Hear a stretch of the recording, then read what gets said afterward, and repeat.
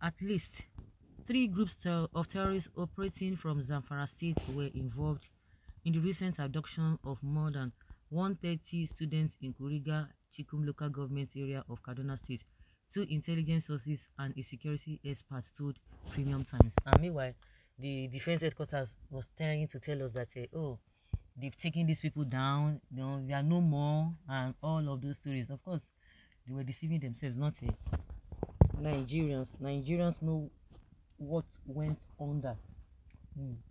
Nigerians are aware. The students regained freedom last Sunday, 2 weeks after the abduction. The school authority earlier estimated their figures to be 287, but the state governor Ubasani later contradicted them, insisting the students were 137.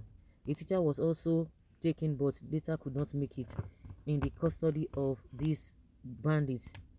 The abduction was orchestrated by Yellow Jambros, one of the top commanders of the late Ali Kachala, who analysts said had no prior experience in mass abduction. Hey, so they say they get experience. Hey, wait, so this time maybe this person just one or two people they carry, but get some we say they get experience when it comes to mass. Hey, this is really funny. Oh. Honestly, it's really funny to me. I'm hearing this for the first time. Getting experience. Well, in everything you are doing, you must have experience. Anyway, other kingpins like Dogo Gide and Alilu Sububu later came on board.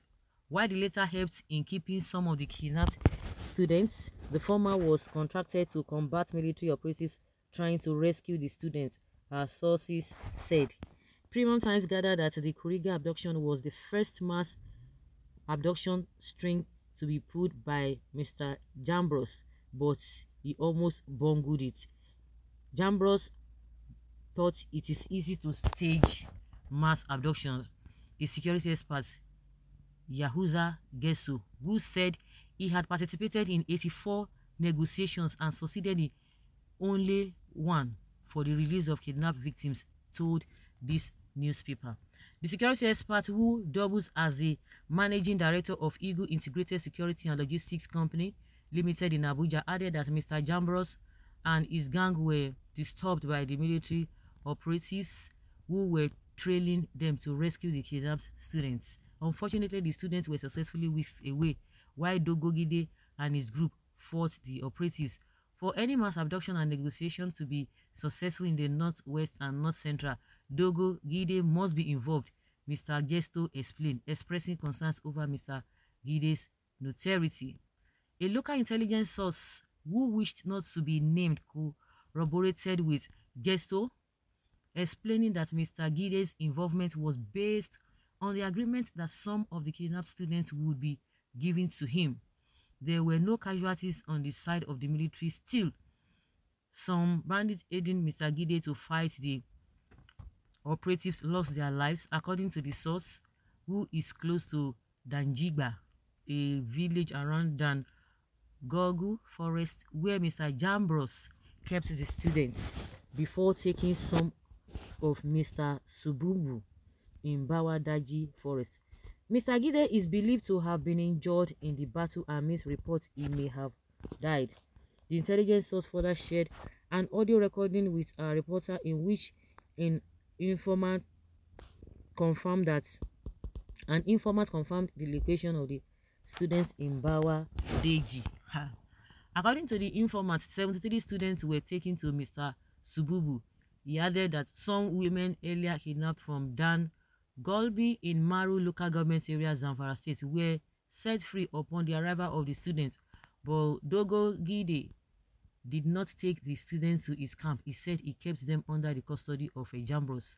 5 days after the students were taken, their abductors demanded 1 billion naira ransom to release them. Although the federal government claimed troops rescued the students, a statement by Governor Uba suggests otherwise. The governor, while speaking on Channel Television Sunday Politics, said it was not important whether ransom was paid or not. What is more important today is that our children are back home, the governor said. Most of those permutations are not necessary. If your child is kidnapped, you will be sitting down. Will you be sitting down and talking about how it was released? For me, What is more important is that those children are back home. Their parents are extremely happy, and what is important to them is to reunite with their children.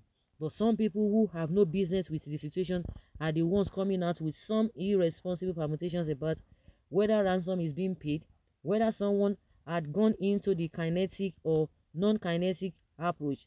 What is important to us is in Kaduna is that the children are back home. In a recorded telephone conversation obtained by a reporter, a witness revealed that some unidentified mediators drove into Dangabi in SUVs and covered Hilos vans to meet two bandit groups who went their separate ways after collecting the ransom arranged in Ghana must go bags. He said, "I am a witness and any person living as a Kuchere and Danjigba can testify," the witness told the other person he was on call with.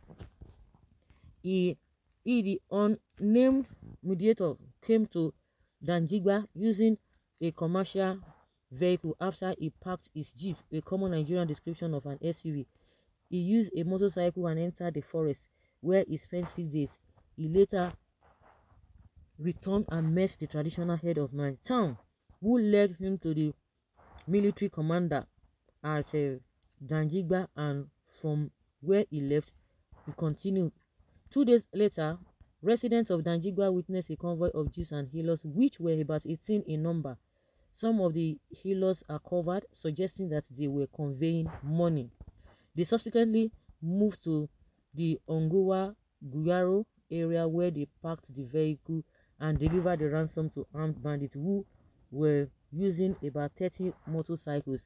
You noted that 18 motorcycles were loaded with 2 bags of Ghana must go filled with money.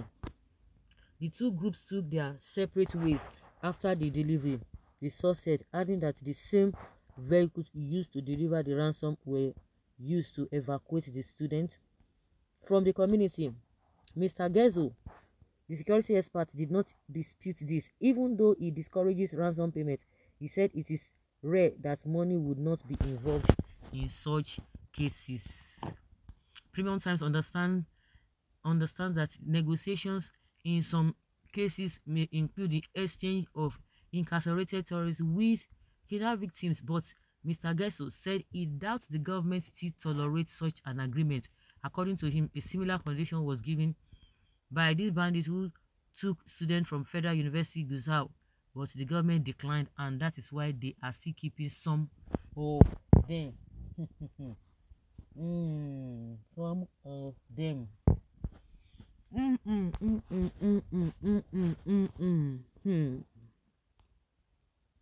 If there's security in the country, they wouldn't even have been kidnapped in the first place. So payment of ransom is important to save the life of those innocent children. Continue your business of federal government of APC. Well, as a people, it is up to us. Either we resolve to quash them now for good, or we keep allowing them to fester and mess up our tomorrow. Armed robbers are no spirits or ghosts. They are some of us, and we know them. Shikina, we know them. So guys, that is the gist for today. Please leave down your comments in the comment section and let us know what you think.